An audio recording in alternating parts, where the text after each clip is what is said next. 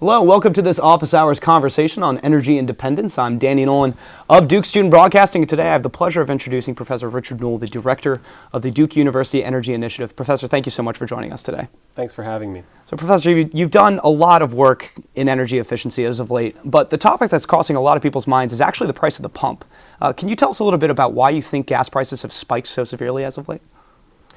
Well, over the last couple months, the price of gasoline's gone up by over 50 cents a gallon, which for this time of year especially is a significant increase. So it was about $3.20 in December, now it's over $3.70 a gallon. When you think about changes in the price of gasoline, you should think about two things. One's upstream, so what's the price of oil, crude oil, which is what the main ingredient in making gasoline. And the second is what is going on downstream at refineries or in the oil and gasoline transportation sector. So if you look at changes in the price of crude oil over the last couple months, price of crude oil has gone up about $10 per barrel. Every $10 per barrel increase in the price of crude oil translates into about a 25 cent per gallon increase in the price of gasoline. So right there we have about half of the increase we've seen in gasoline prices is due to increased oil prices. Now the thing that's driving that is a couple things. Oil is governed in a global marketplace. So the consumption in the United States or in any particular country, or the supply coming out of the United States or any other particular country, isn't what determines the price of oil. It's really the global marketplace. And over the last couple months, there's been decreased Saudi Arabian production of oil, and there's been some increased positive outlook in terms of growth in the global economy. So those things have led to increased price of oil. So that's about half of the gasoline price increase over the last couple of months is due to that part of the system. The second part of it is more downstream with petroleum refineries. And there we've had every year there's a seasonal effect in gasoline prices where as the summer driving season comes in late spring, early summer, really about the end of May, we tend to see peak gasoline prices. And we tend to see the lowest gasoline prices around December. So one of the things that we see in the spring every year is a tick up in gasoline prices, maybe about 20 cents per gallon on average. This year we're seeing that a lot earlier than we normally would, and part of that is due to some refinery outages and some refinery shutdowns, but that's basically it. So you think about half of it's crude oil prices and the other half has to do with refining. Now, through your work in energy efficiency and all the research that you've done, have you found any kind of major trends for major energy production? Well, in the United States or? Within the United States, Yeah. yes. Well, one of the key trends over the last several years, which was and has gotten a huge amount of news, has really been in both natural gas and oil production. Really, that was something that was not expected, and really starting a bit after 2005 or so, over the last 5 to 7 years, we've seen a dramatic increase in natural gas production. And then more recently, over the last 2 or 3 years, a significant increase in oil production. This was not at all expected. It's due to technology surrounding hydraulic fracturing and horizontal drilling. So shale gas, which I think most folks have heard about at this point. Right. So first shale gas, and then that translated into same technologies applied to oil. So now we have what's called tight oil production using the same kinds of technologies, but getting additional resources that previously the technology and the economics of it wasn't attractive. So actually, in the topic of energy efficiency, President Obama actually spoke about this in his State of the Union address. Let's roll to the clip of President Obama speaking about that. Today, no area holds more promise than our investments in American energy.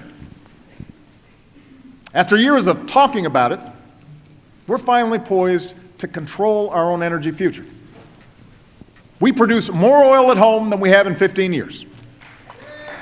We have doubled the distance our cars will go on a gallon of gas and the amount of renewable energy we generate from sources like wind and solar, with tens of thousands of good American jobs to show for it.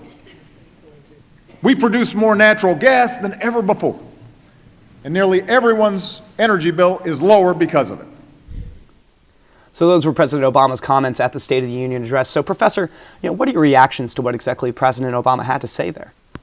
Well, one of the things he was pointing out was what I had alluded to earlier, which is this significant change in oil and gas production. One of the other things he pointed to was also a significant increase, particularly in wind energy production, which is a source of electricity as opposed to transportation fuels or home heating. The other thing that he pointed to is the issue of control, and to what extent we control our energy destiny in the United States. There's different elements of control that you can have, and other things that are really not so much under our direct control. One of the things that he pointed to was increased fuel efficiency of automobiles. So we have something called corporate average fuel economy standards in the United States, which is basically government regulations that put a certain mandatory level on what the average fuel efficiency of automobiles should be. There's been significant increases in what those standards are, and what that means is that we get more miles per gallon of gasoline in our automobiles. Not only have we had increases over the last several years in that, but the government has put a path forward where through the year 2025, we're going to see continued increases along a path within our energy efficiency of our automobiles. So that's one thing that we actually do have control over, some degree of control, both at an individual level in terms of the kinds of cars we buy, the kinds of appliances we buy, how much energy they use, but also at a policy level through things like fuel economy standards. There's other things that, options that have opened that enable us to have more control over certain things. So when it comes to things like oil and gas development, one of the things that has given us more control in a sense is the evolution of technology. Two key technologies I mentioned earlier, horizontal drilling and hydraulic fracturing. So what this has done is it's opened up possibilities and options that weren't there before. There's other things that we don't have that much control over. A key one is global oil prices. Oil prices are determined in a global marketplace. The U.S. is a significant producer of oil, in fact, one of the top 3 producers of oil, but within a global context, we're not enough to really significantly change the dynamic in global oil markets. And so that's something that every president that has come into office tends to realize pretty quickly. While the first part of any conversation could be what's the price of gasoline and where it's going, and sometimes there's claims of control over that or attempts to control it, it really is determined in a global dynamic that's hard for any individual country to control. So President Obama actually referenced natural gas, and it's been speculated that the United States is ready to become a net exporter of natural gas. My question, though, is if this is the case, why is America not ready to become energy independent at this point? Yeah. So there's different aspects to the notion of energy independence, and this is a concept that has been with us really since President Carter and the energy crises of the early 1970s. So Carter, Nixon, Reagan, Obama, Bush, really virtually every president has talked about the goal of energy independence. One of the things that's actually changed over the last 5 years is while there was a lot of talk about it, the direction, particularly with respect to oil, but also with respect to natural gas, was toward increased imports. The thing that's changed over the last several years is the trajectory is headed in the other direction. There's 2 reasons for that. One is that our rate of consumption growth has slowed down. And in fact, with respect to oil, we're consuming less now than we did a few years ago. The other is increased domestic production, right? So if you level out consumption or bring consumption down and you bring production up, that tends to squeeze out imports. The thing that's really changed rapidly with respect to natural gas over the last few years is what that degree of import dependence in natural gas looks like. And as you pointed out, we are getting to the point where it looks like we will be meeting all of our domestic needs for natural gas through domestic production of natural gas. So there is a sense in which you can become physically self-sufficient in energy. Question, does that mean that you're energy independent? And it depends what you mean by independent and what you're trying to achieve through that independence. As I mentioned with respect to oil, even if we produced all of the oil we need domestically, that wouldn't make us independent of global oil markets. Again, as prices changed globally, they would change in the United States. And if there's civil unrest or production changes elsewhere in the world, they will ripple back and affect U.S. Gasoline purchasers just like they would anywhere else in the world. Now, a concept that I have seen before that you have said is this concept of energy security. And can you talk about the major connections between energy production as well as national security and kind of how those things relate? Yeah. So often when you hear conversations about energy security and you ask the question, what is energy security? people almost synonymously use the term energy independence. They think of security really in terms of almost like a supply side production orientation in terms of physical self-sufficiency. If you, though, dig a bit deeper and think about really what is it that we want in terms of our energy security, it relates to some extent to issues surrounding national security, related in particular to military intervention and other things like that. It could have to do with global geopolitics and the connection between foreign policy and energy. It can relate to things like energy infrastructure and the security and reliability of our energy infrastructure. So I'll give you a number of different ways in which those are connected. One is that since the Carter era, the U.S. has maintained a military presence in the Persian Gulf deliberately because of the amount of oil that is produced in the Middle East and flows through the Persian Gulf. If that area was to be disrupted, and it has been at various times, what you see is global oil price impacts, which then feed into not just our individual pocketbooks, but also into the global economy. So oil being a critical input into many aspects of the economy, there's a direct connection there. Other examples, there's an increased demand for fuel and other energy sources in the East, in Asia. There's a lot of energy production potential in the South China Seas. And for those of you who've paid attention to some degree of tension and uncertainty surrounding military and other diplomatic presence in the South China Sea. Some of this relates to Chinese versus Japanese claims over certain territory, but there's also some very important transportation routes through those areas, which again raise both geopolitical issues as well as to sometimes national security issues.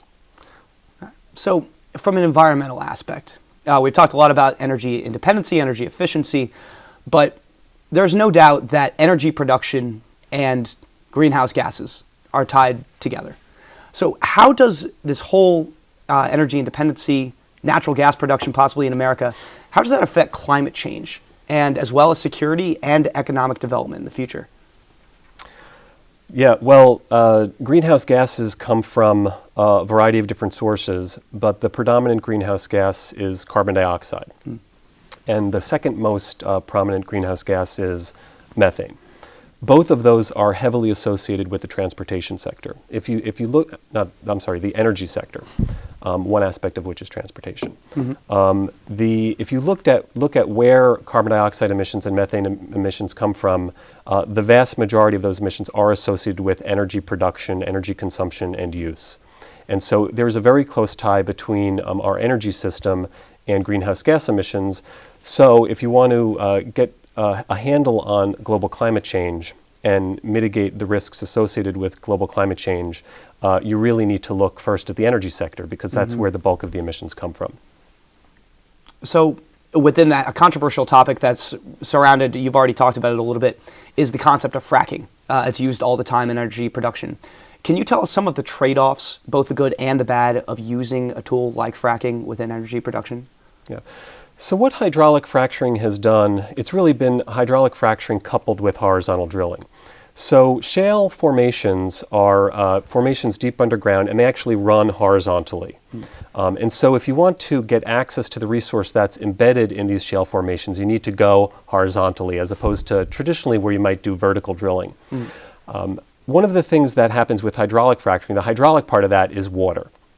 And so there's been concerns about the different aspects of water and hydraulic fracturing.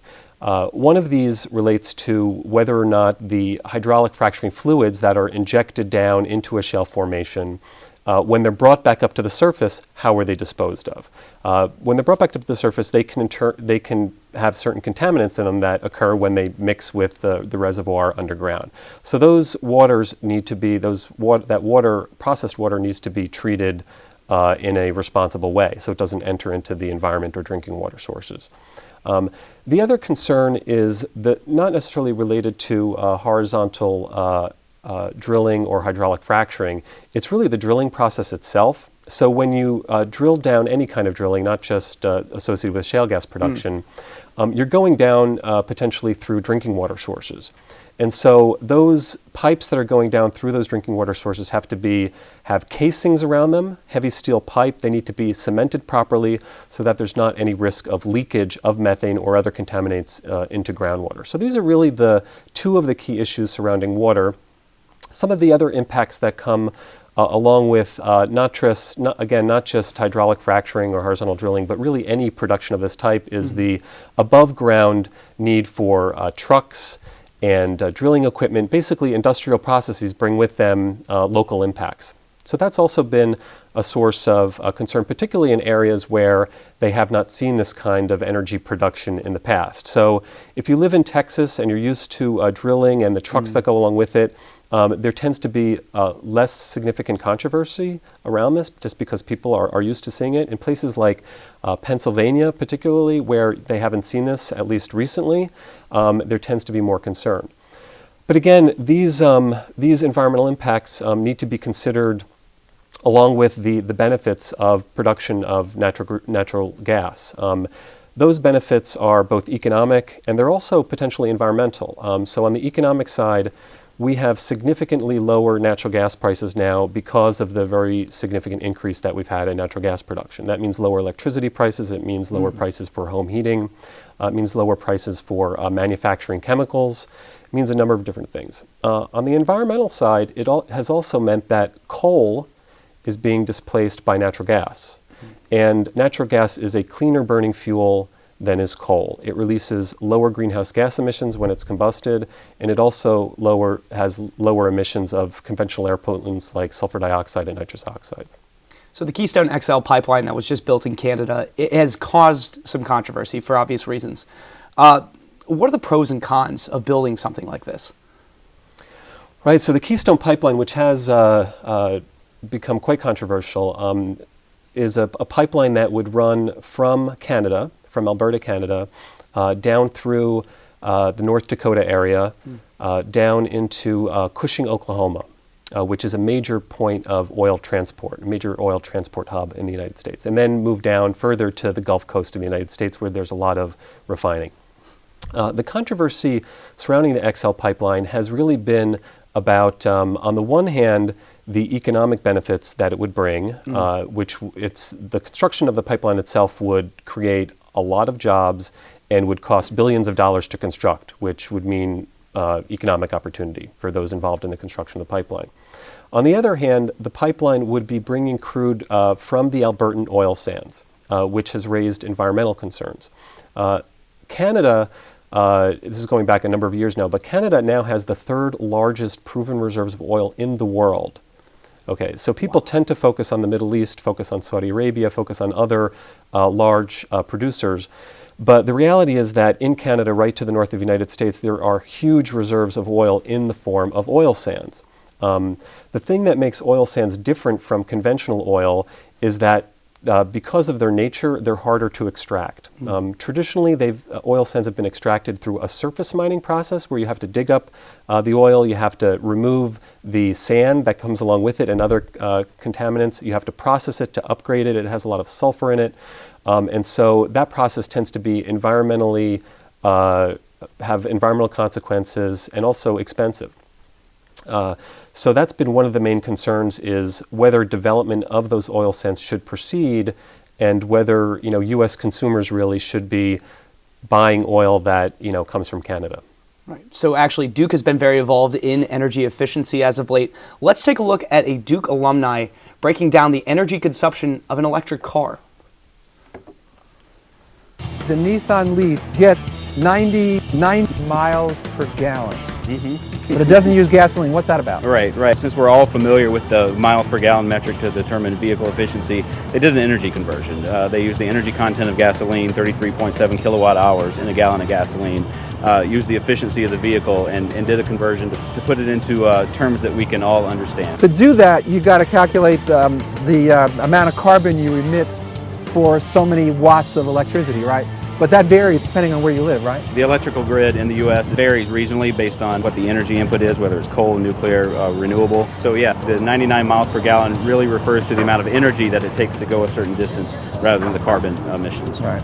And then for the carbon emissions, if you live in a place where you burn a lot of coal, it's going to be more than if you use natural gas or solar or even nuclear, right? Sure, exactly. The U.S. electric grid mix is about 50% coal. And based on that average mix, you're at least as good with an electric vehicle on a greenhouse gas emission basis with respect to an internal combustion. Cool. So that was Bill Shamides, Dean of Duke University's Nicholas School of the Environment, speaking with Duke alumnus David Anderson, a vehicle technology manager at the U.S. Department of Energy. So Professor Newell, electric cars, they're very interesting. It's an interesting look at energy efficiency. But do you gain much from having cars that run on electricity versus running on some kind of petroleum product like we talked about a little earlier? Yeah, it depends on what dimension you're thinking about. Okay. So we use very little petroleum to make electricity, maybe 1%, and it's continuing to go down. So an electric vehicle is a very effective way of substituting away from petroleum as a transport fuel towards something else. And it depends on what the electricity is produced from that. So on the oil substitution side, electric vehicles are very, very effective. Then you think about the other dimensions of what people care about.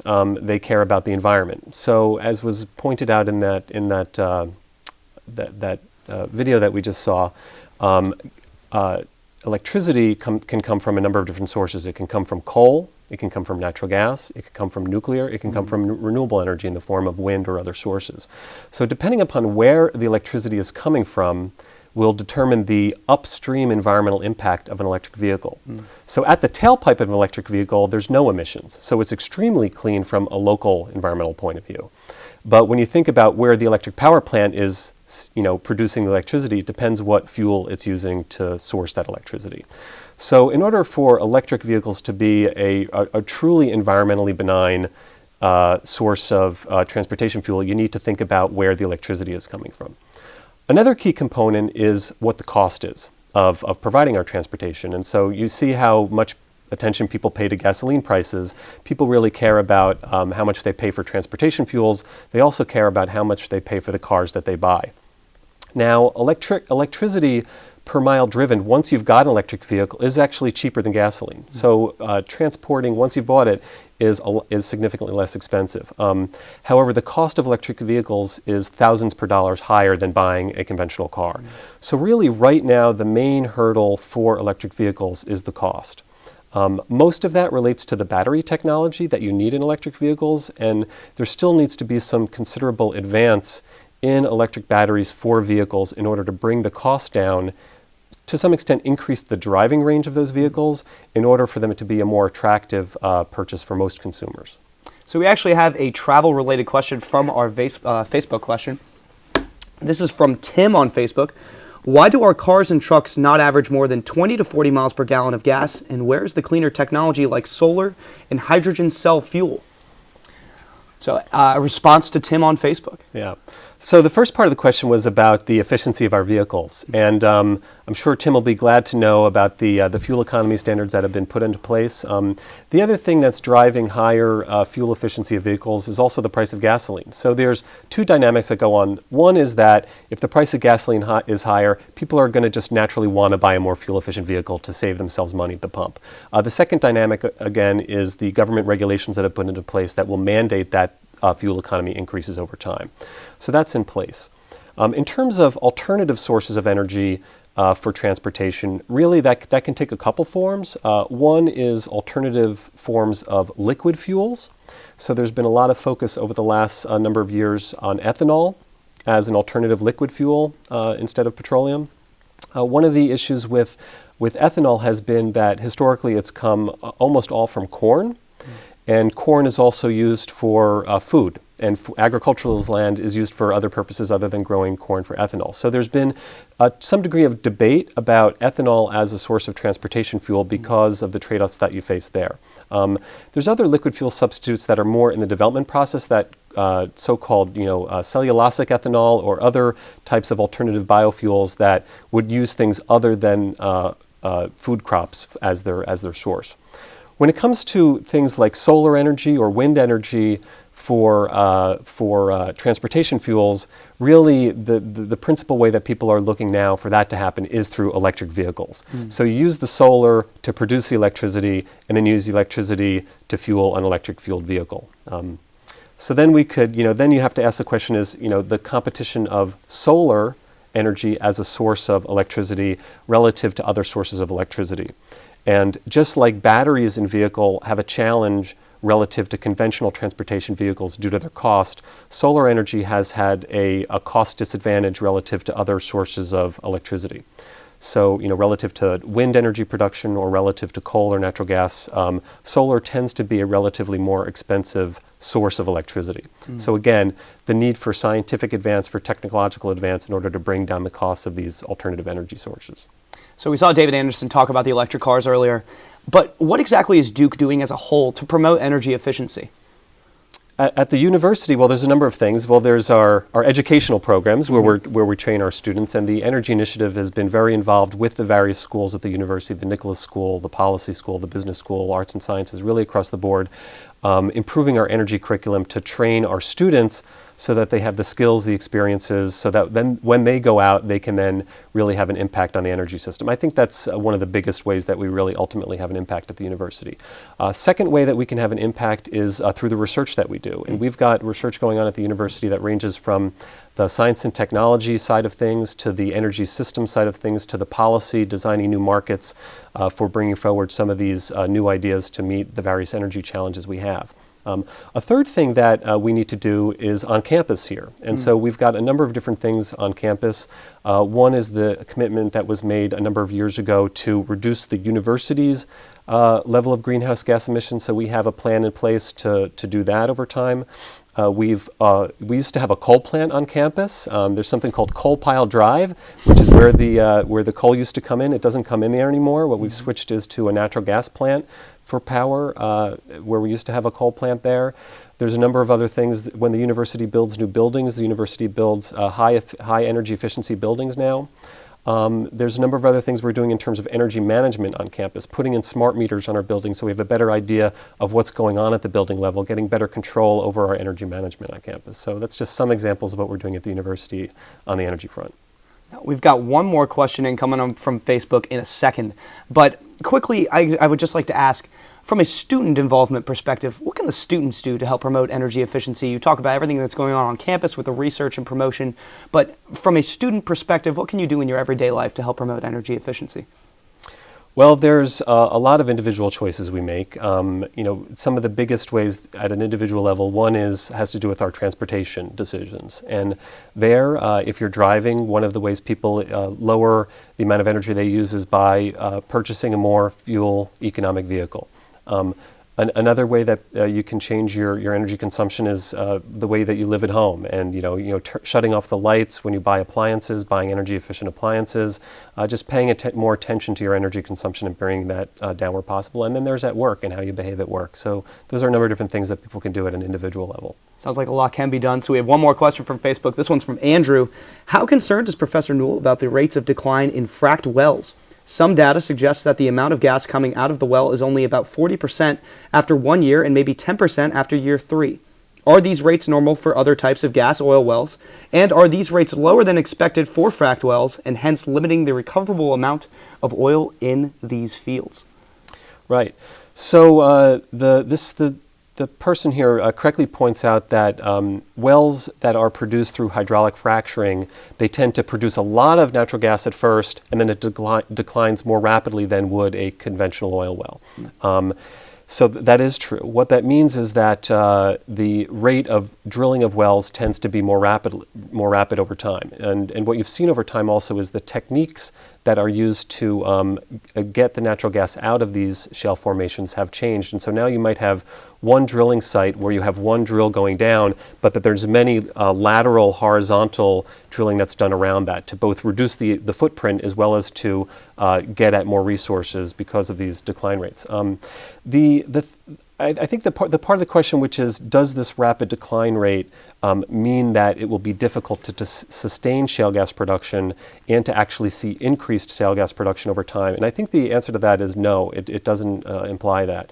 The kinds of analysis that are done by government agencies like the Energy Information Administration, that are done by companies who are involved in this process, by other analysts, take into account these very fast decline rates. They take into account the rate of new drilling of new wells that you need to do over time. They take into account the current estimates of the physical resource base. What we've seen is that actually over the last several years, the expectations for the amount of production that we can get out of these wells has actually continued to go up, not go down. There's a lot of uncertainty because this is new technology, but I wouldn't be assuming that this is going to peter out anytime soon. So thank you so much for joining us today, Professor Richard Newell. As always, you can catch all of our videos on the Duke On Demand website. That is Duke On Demand. All right, sorry. My apologies. It's ondemand.duke.edu. Produced by Duke University. Online at duke.edu.